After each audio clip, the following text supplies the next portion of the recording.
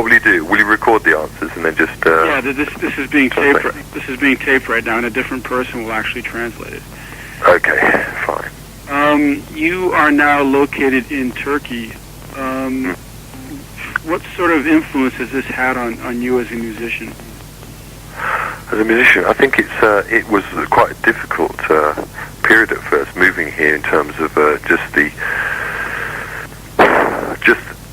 change in social sort of environment in terms of learning a new language, and it kind of scrambled me quite nicely in a way, and it defocused me in a way that was quite positive, as it turns out. But at the time, it felt a little bit uncomfortable.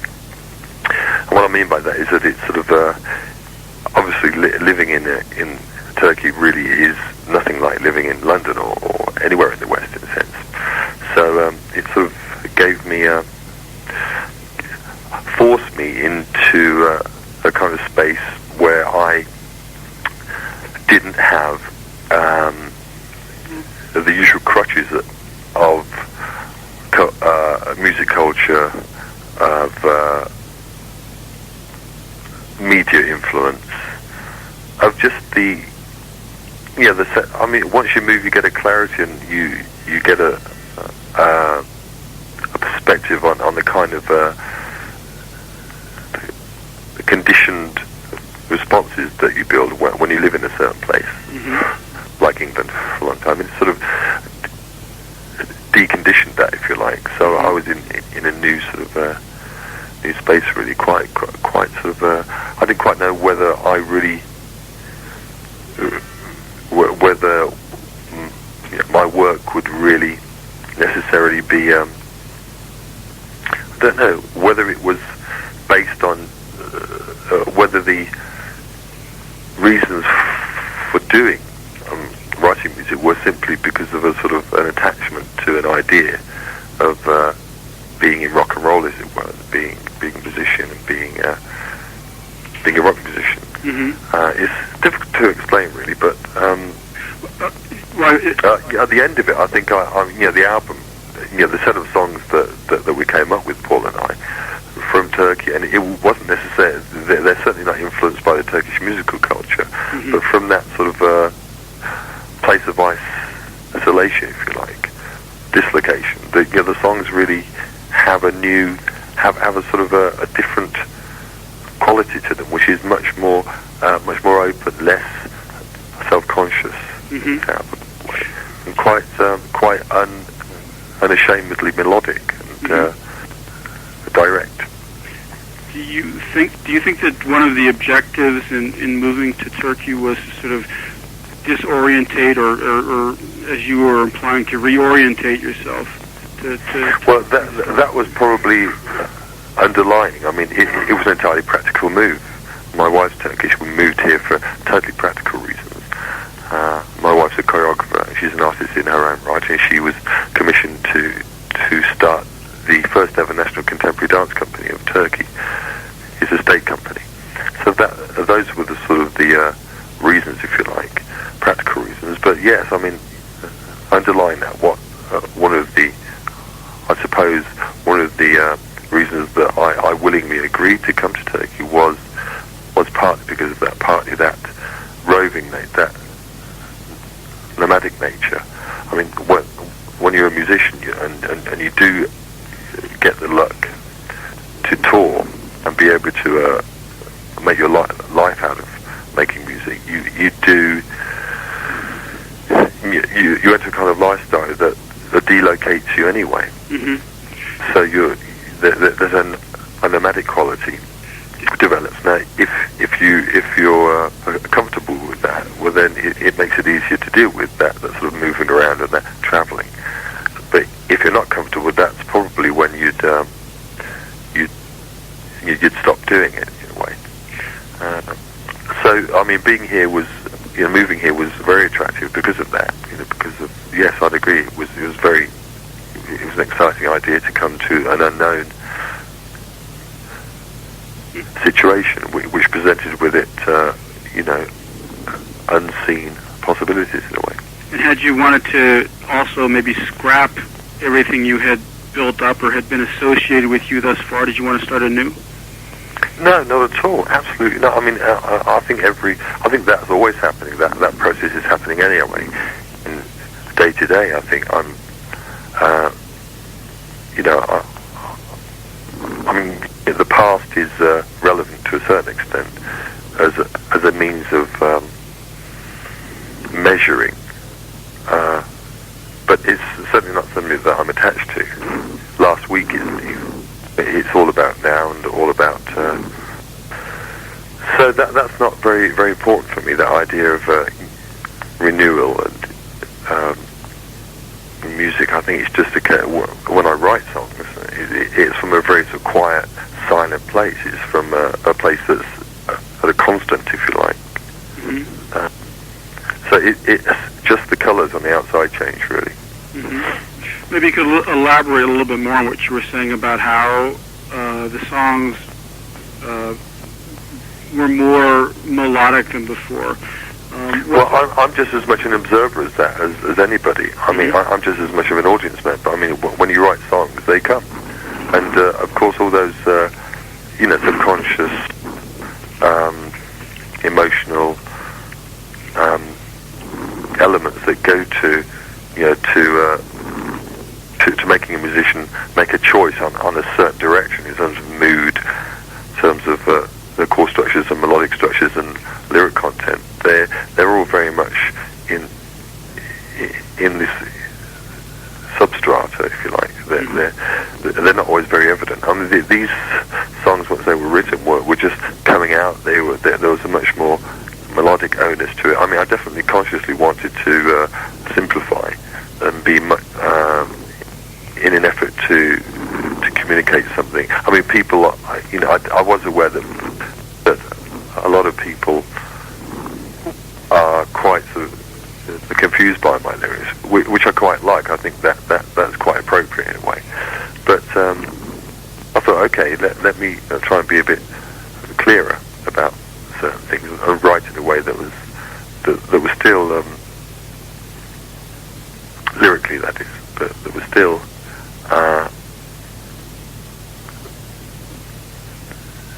had that integrity of the stylistic quality, but I wanted to clarify notions a bit more, and so that all those things started to come about. And the songs, once they were written, were that I wrote more songs. It was a much more prolific period. They were written over 16, maybe 6 months, and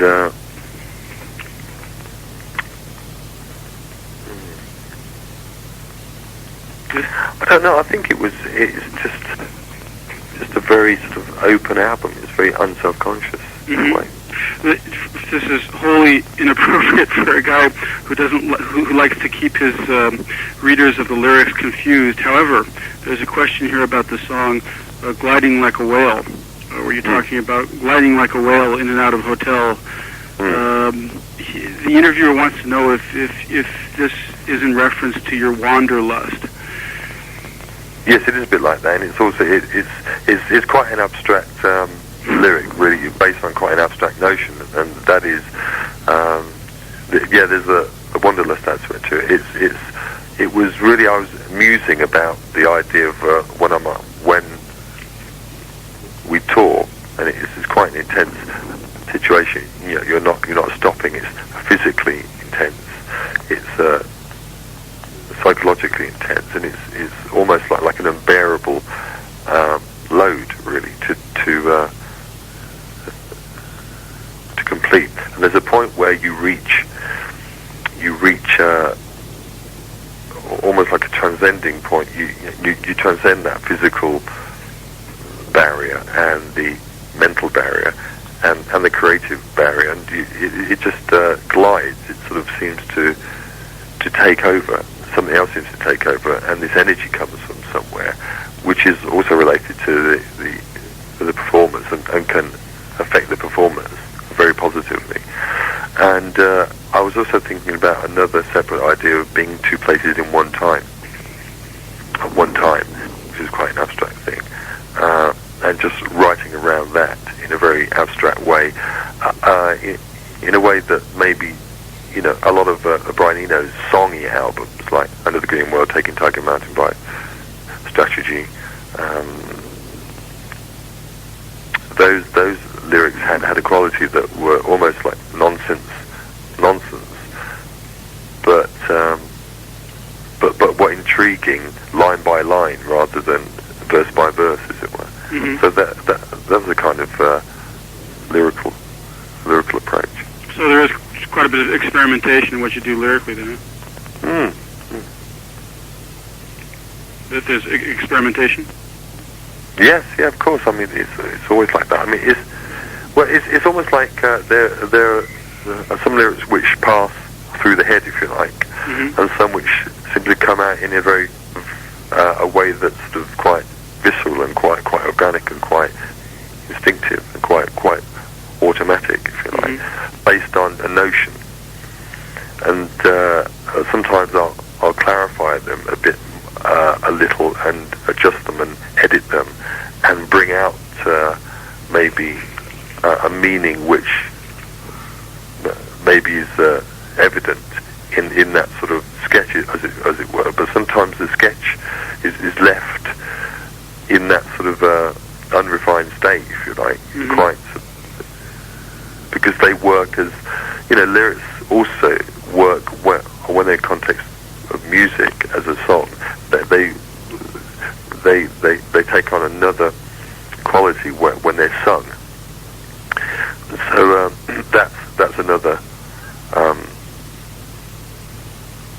that's another way of reaching a decision on a lyric. Mm-hmm. And sometimes, you know, you can sing ABC with a certain attitude, and you can sing the alphabet with a certain attitude and communicate something, I think, through the intention of the voice. So there's all those sort of things going on when I'm writing lyrics. I write lyrics often in a very musical way. Mm-hmm. I see. You know, in in the same way that a chord structure will have a very visceral effect mm-hmm. on something, on a listener, mm-hmm. And that's me included. Lyrics can be like that. And getting back to this idea of wanderlust, do you think you always are in sort of search of an are you in search of the ideal place? Are you dissatisfied with the reality of your surroundings? No, I think I use the surroundings to maybe remind me that, you know, the ideal place is where you are. Mm-hmm. And you know, the surroundings are not that important. Mm-hmm. So that wonder is so rather than being like a wanderlust, which is looking for something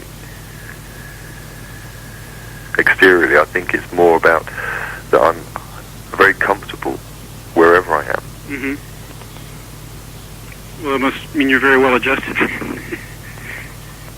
Well, I think it's you know, engagement with those different environments is part and parcel of achieving that. Mm-hmm. And it's a bit like being well travelled, if you like. That old adage of being well travelled, it breaks down a lot of preconceptions. It's very educational in terms of living with different cultures and different attitudes. Mm-hmm. And you know, finally you can sort of synthesize it all, hopefully, and see how there really is no difference mm-hmm.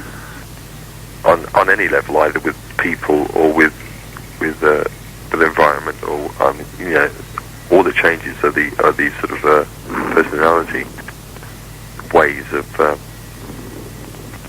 personalities of let's say the culture that you live in, you know, the way that they deal with mm-hmm. with the same problems. Mm-hmm. Tell us about the 3-year blank that transpired before the release of this record. We've been told that you had been sort of mainly taking care of your kids or your family during that time. What exactly? Well, for the first 6 or 7 months after we moved, yes, I took care of my family totally, which is what I do anyway most of the time when I'm not working. I mean, most of my work, I call it. If somebody asks me what I do, I'm a father first, and a musician now and again. And but I think I can sort of channel properly, appropriately, the correct sort of the necessary energies needed to do both. But I was there. I was looking after the kids for a couple of months, 7 months, half a year or so, and then I started. I mean, it wasn't totally blank. I was writing. I moved here in '92. I was writing early '93. By the end of '93, by autumn of '93, the songs were ready, and it just took me a couple of months, 3 months actually, to find the right team that I wanted to work with. And then we started recording in early '94, so it wasn't really that long. I was only sort of out really for 7 months, really. It's extraordinary that you would call yourself a father, first of all, because people are not generally given to look at it that way. Sure, but that's the way of the audience. I mean, that's rock and roll, isn't it? That's fame and media and. Well, not only rock and roll. I think in the real world as well. I mean, people see themselves as wearing maybe several hats, and fatherhood is maybe one of those. In your particular case, why the commitment? Why the dedication? Well, I can't explain. I would say why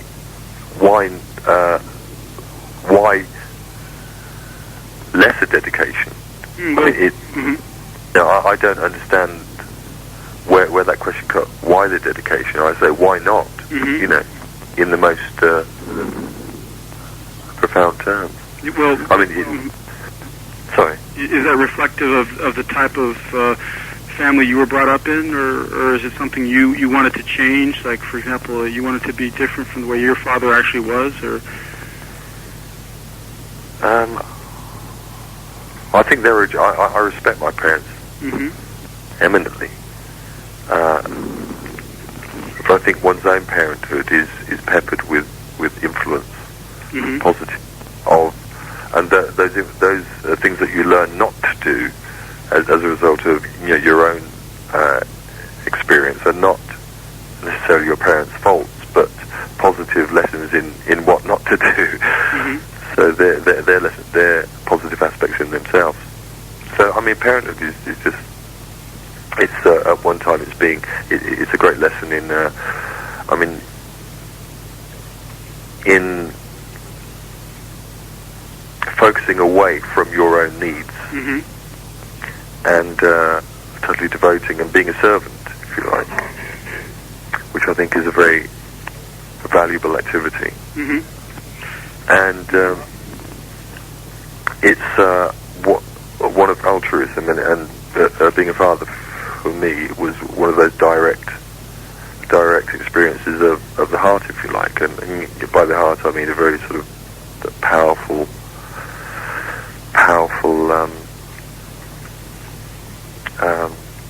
opener of like an essential part of you, a reflector. And this, of course, feeds it. All of my music, of course, it does, but it's not necessarily necessary to talk about it in those terms. It just is like that. And parenthood also presents you with the delicate problem and question of attachment and ownership of people over another person. And I think that there's a great value in learning that in the facing the fact that you don't own those children and are not a master of them, but you're almost your student, if you like, of them. So it's very sort of valuable, the experience, I mean, through that practical, very difficult. It's almost like very disciplined. Having to serve 24 hours a day it's a school in itself. So that's the sort of approach that I take, and it's a delightful school. It has that sort of inescapable attraction of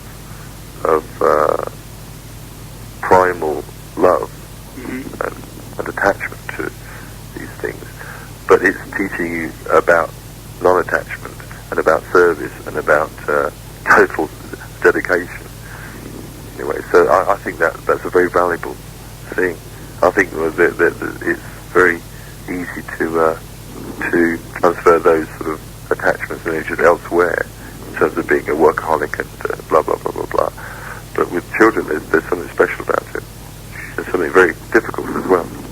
Do you think that you had a very happy or idyllic childhood by virtue of your parents' dedication? Is that something you carry with you? We all do, I think. I think we all sort of really, behind the psychological array of psychological so-called scars we assume that we've inherited from our parents. I think if you look behind that, there's a great need for parents and respect them. I mean, my childhood wasn't idyllic, but that's not my parents' fault wholly. Nobody's I think the growing up as a human being, facing reality.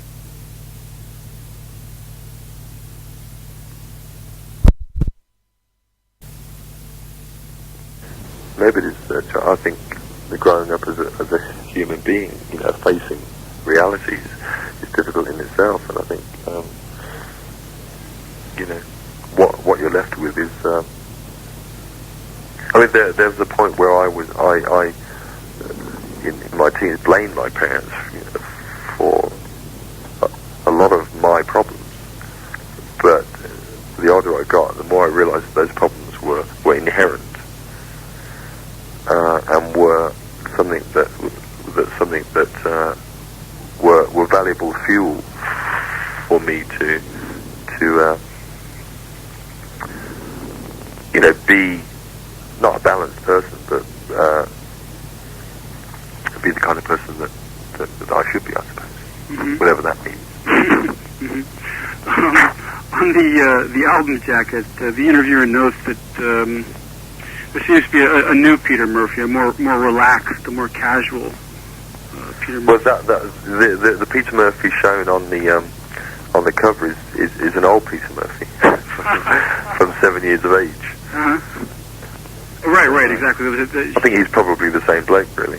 I think there was. It says on there's a photo of you and your childhood on the back, and one in the middle.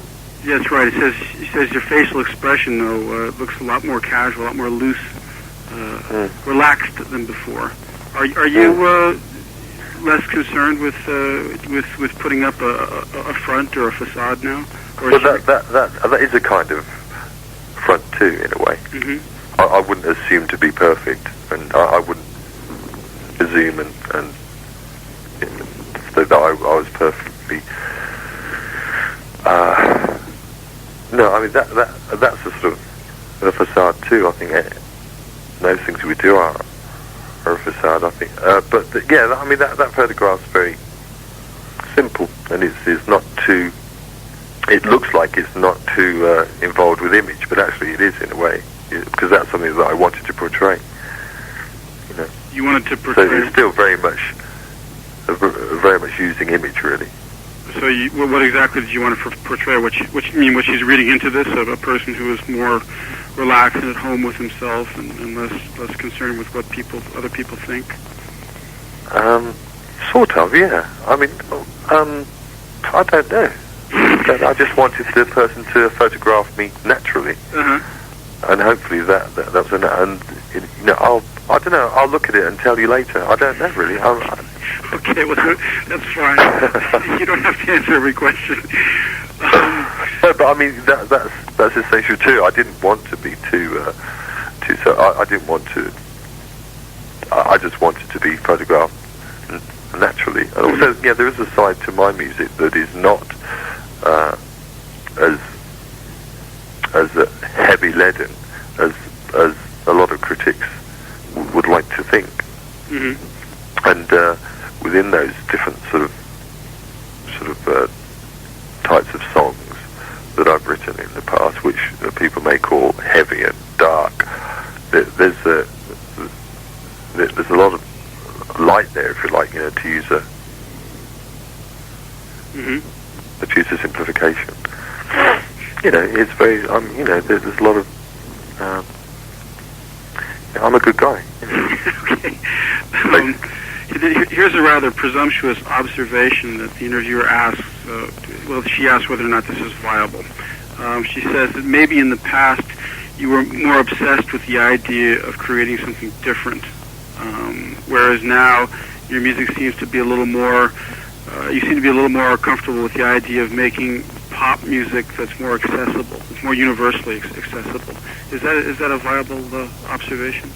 No, I mean, to be very honest, I think, whenever I'm making a song, I think every song is universally accessible and acceptable.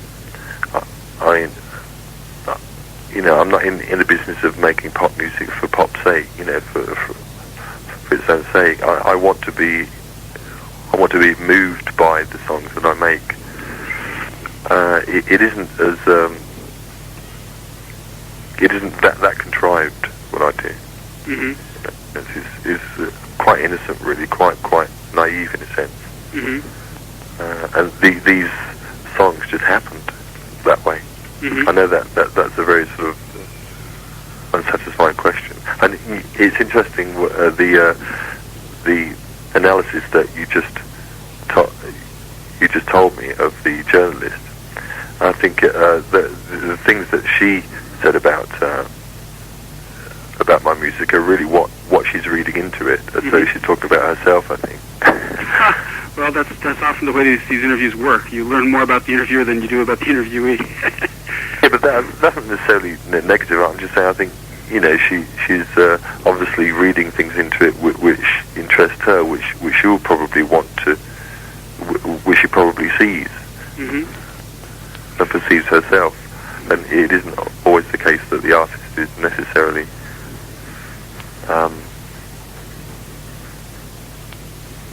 doing those things in a way. But that's all that's all the beauty of music, really, because I think music itself leaves you with yourself mm-hmm. in the end. Mm-hmm. That's the, it really does in a very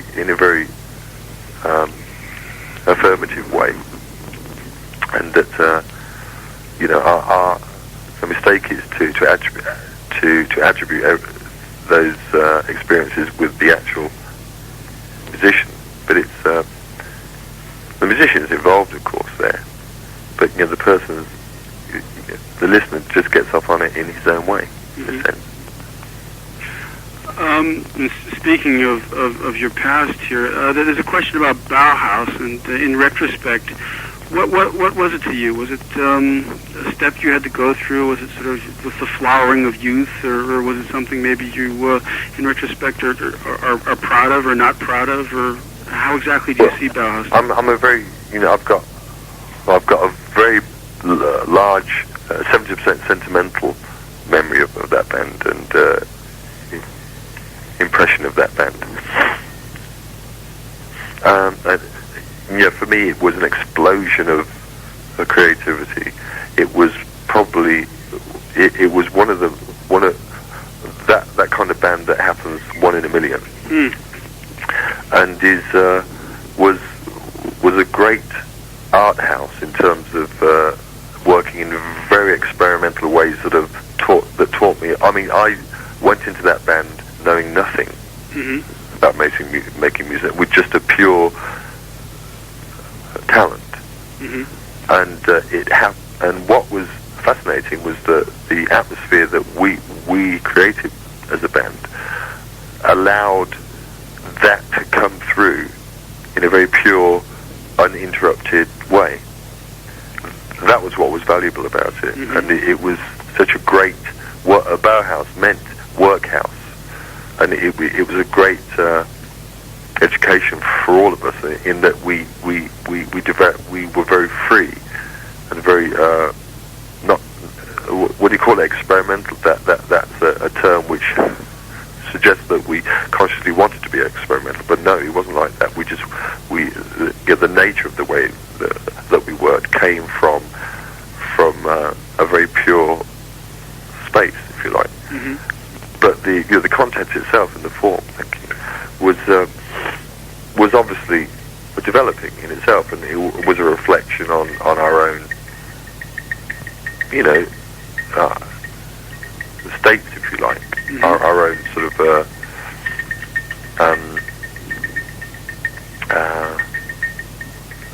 points of light. It was development in itself.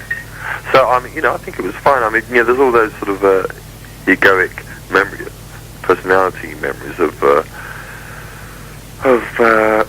we were there were the human things where there were difficulties and there were tensions and everything else. But it was, the first 3 years were marvelous. I guess in retrospect, also maybe it's the kind of thing that only young bands can get away with. There was sort of, I think so. I think it's down to that wonderful innocence, a wonderful naivety. Right. But there's a if you can retain that sense of that purity after knowledge, if you like, you know what I mean, after experience, well, that can be valuable. I think it was a very mature. It had a lot of mature qualities about it, and the people, we as a band, had a lot of mature qualities which we weren't conscious of, and that was part of the reason. That was probably part of the reason why we couldn't really clarify that, which would have been if you like, allow those qualities to be understood consciously to the point where we could have stayed together in a positive way. And that's just a very typical analysis of, I suppose, that's quite a bit of a typical analysis of why marriages split or friendships split or bands split, you know what I mean? Because bands are very much like a marriage. 20/20 hindsight. Yeah. And I guess for better or worse, you have been since labeled as sort of the Godfather or the King of Goth. Is that an image that comes back to haunt you, or is it something you take with a grain of salt? Well, a bit of a grain of salt. I still think it's the sort of the concentrated lowest common denominator of what Bauhaus was. And it was not really gothic. I mean, it's sort of like the lowest common denominator was, has become the essential description of a band called Bauhaus. But it depends what's meant by goth, really. I don't know. Well, maybe it was a very, very, very theatrical. It was. I remember Paul Morley wrote a biog for my last album, and he said Bauhaus thought they were the Velvets gone holy, but they were in fact sweet gone mouldy, which I thought was quite good, really. I mean, we were sort of there's a grotesque part to us, but there was this part. It was a jumble of sort of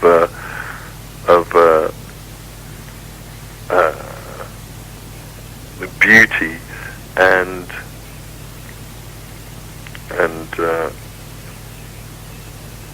ugliness, but where it was beautiful, it was sublime. I mean, if we were we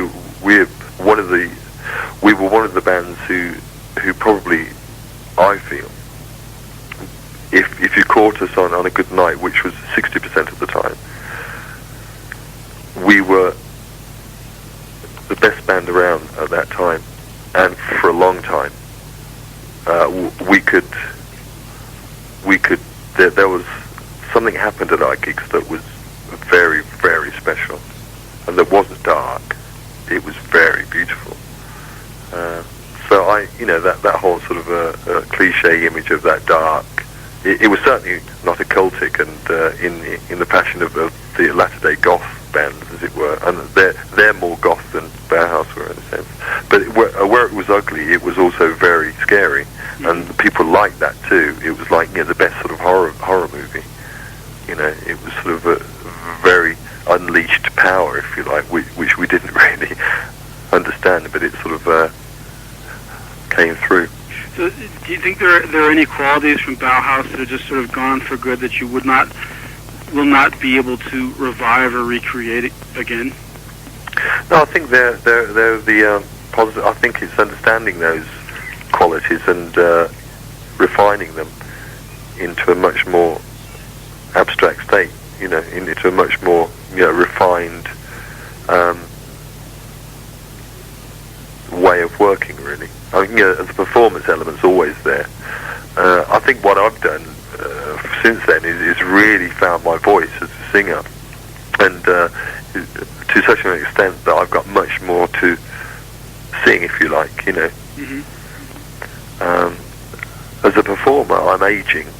I mean, I was, if you like a stunning performer physically as well as everything else. Now I'm getting older. I think that will become much more subtle and less focused on an exteriorized form. Are there any concrete plans for a live performance?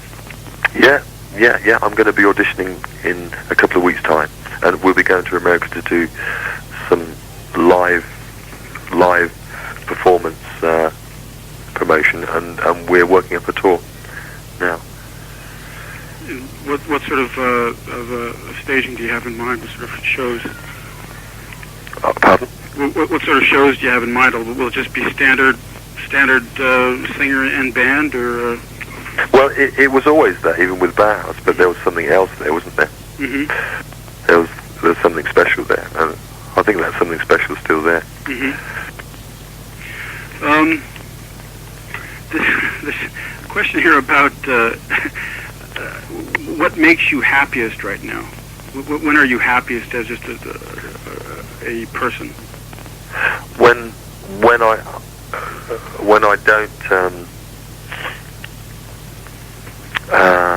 I don't leave a bad mark on a situation, and that makes me good.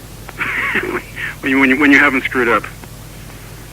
Or if I haven't hurt somebody, or if I haven't sort of said the wrong thing to you and been sort of arrogant or full of bullshit. Mm-hmm. That makes me happy. How about just in day-to-day life? What are the little things that make your day? Well, when I haven't left a bad mark, and when I haven't dealt any bullshit out, it's the same. There was talk about you quitting music for a while. Is that true? I always quit. Every time I finish an album, I quit. It's just exhausting and sort of mind-boggling, but I quit to sort of to give myself the sort of kick in the butt to get me back into it again, because I get myself scared again. I get myself. I put myself in a position where I think, right, that's it. I've finished, and I have to renew my approach. It's just a device to give myself a feeling of renewal. But that's not. Excuse me, I'm losing my English because I'm speaking Turkish most of the time, and I'm really becoming my vocabulary is really reduced. What's the word for it? To get a what is it?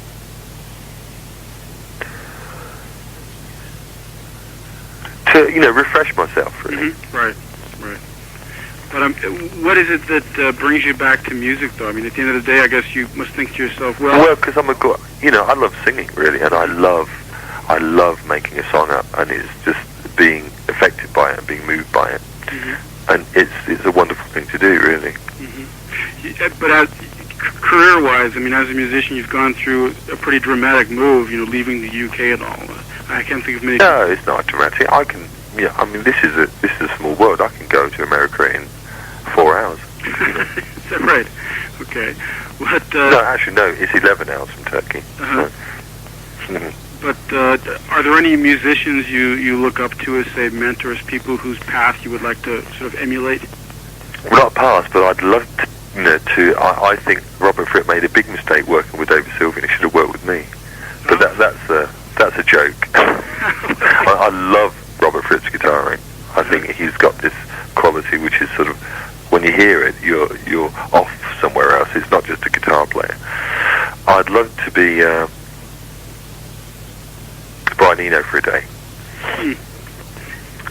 In what way? But not because actually not. I assume that he was much wiser than he is actually. But I think his early albums, early sort of ambient albums, are so brilliant. They're so seminal. They're so unmatched now. So I'd like to get into that space really, and to try and find that sort of ease, if you like, that breadth of that palette. But what do you think can help you achieve that state, though? Is that something people just sort of get with experience, or is it just an attitude? Attitude. An attitude, and I think it's just being as open as possible to any, being very, very simple and very sort of. It's to do with simplicity, and that's why I haven't really taught myself anything about music. I still don't know how to play. I can only just about play the guitar, some chords, and fumble around with one finger with a keyboard. But I get what I want. But that's partly because I sort of love the idea of total simplicity, and partly because I'm lazy. But really, I mean, you can make it. Doesn't have a song doesn't have to be loaded with thousands of chords. Mm-hmm. Having separated from the 100 Men, or I guess disbanding the 100 Men, was it tough for you to readjust to a new set of players on this most recent album? No, that was partly the burning of the bridges. That was that new thing. And the band, I love them. I really respect them, and they're my mates. But they wanted to go and do their own thing too. It had been 7 years, so that was fine. Mm-hmm. So Turl, the drummer, has just recorded his own album, which apparently is very good, which I'm really pleased about. Mm-hmm. And he's having a baby too, incidentally. Mm-hmm. So that's another very good, very important move. Peter, the guitar player, made his own album, but he's also a social worker, which is brilliant. He's working with mentally ill people, music therapy, which is fantastic. And Eddie's going to come back into the band, which is brilliant. Mm-hmm. And Paul Statham. Mm-hmm. They're still in place. Mm-hmm. So. But you talk about having to burn the bridges, though. It was it was partly that the band had seen its own course anyway. I was very passive. I allowed the band total freedom. I kept them on a retainer for 7 years, but I said, whatever you want to do, go and do it. Mm-hmm. And basically, they had the freedom to develop and the time to investigate different possibilities, which Turl did. For instance, the drummer in the 3 years was experimenting with other different bands in his free time, and finally, found a band that he really, really, really liked and had felt more commitment to than my band, which was something I was very pleased to have been able to allow him to do.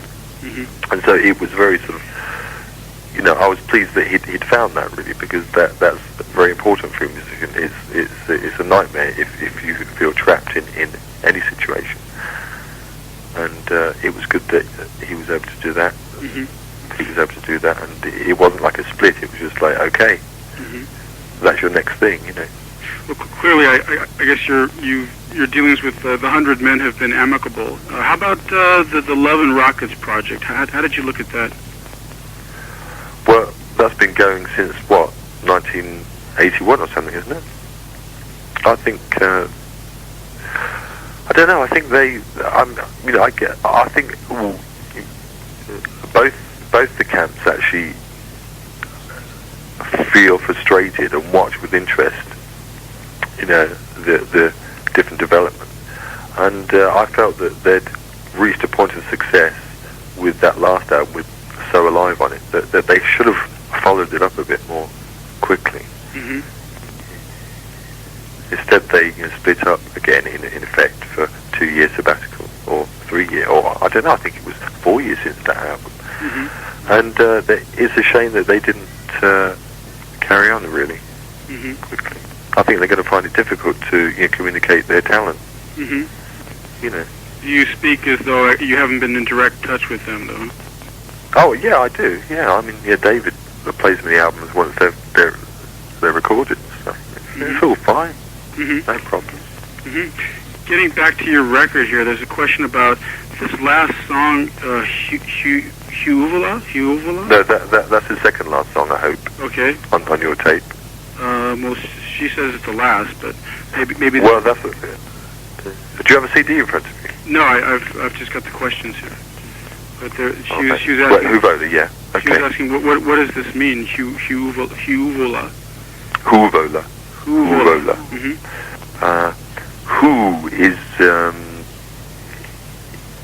who? Well, it's a song to my children, and it's what do you call it when you make up a word out of vowel sounds of other words? Make up a word out of vowel sounds of other words. You know where you scramble a word and you reconstitute it in like correct order. That thing anyway. It's one of them, and it contains the parts of my children's names with another aspect to it, added to it. And it also sounds like it's one of those brilliant sounding, very singable choruses. What is the other aspect added to it? Well, Huvola. They've all got qualities of perfection. There's Hu, which is a quality of perfection in Arabic. And Vo, which has the vowel sounds actually that Vo alludes to grace, if you like, and La is the creator. So there's those qualities to it, and my children's names actually contain those sounds. Mm-hmm. I see. And the song, let me see, Wish. There's a song on the album, Wish. Wish I Was. That's not on the album. That's on a single. It's not a single. I hope so. I mean, well, I think the reason I'm balking here is because on my last album, Beggars sent on Deep in 1990, the Japanese copy of the album was missing the last song because of some miscommunication. And the fact that you said Huvola's the last song is not, and I'm just worrying that the same nightmare hasn't happened again, and that Wish isn't on the album. It's on a CD4, which is like an EP, which was released with the single on it. So anyway, yeah. Well, the question. Don't know about that. Yeah, the question is about Wish, and it seems to be about a sort of an all-enveloping kind of love. Yeah, it's about. I wish she should read the lyrics. I mean, she has the that's lyrics. what it's about. She was I wish it was spring. I wish it was your house. I wish we'd invite the beggars begging at your front fence.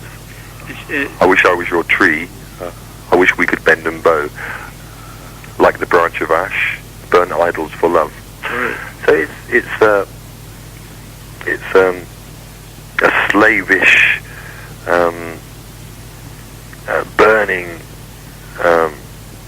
love, really, for your beloved, and it's describing the qualities of total humiliation in the best possible sense, She asked, though, is the fact that you wrote this song indicative of some sort of change within you, or is this?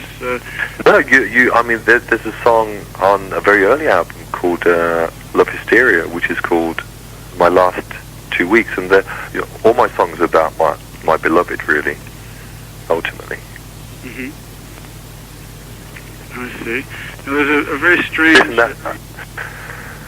Steve, uh-huh. Somebody's going to ring now. I've got my next phoner. Okay. And they're going to be ringing from South Africa. Oh, okay. I'm afraid we're going to have to cut it now. Yeah, no problem. I think we've basically covered all we need to cover. So okay. That would be fine, Peter. All right. Good luck to you. Yeah, same to you. Nice talking to you. Okay, bye. Bye-bye, man.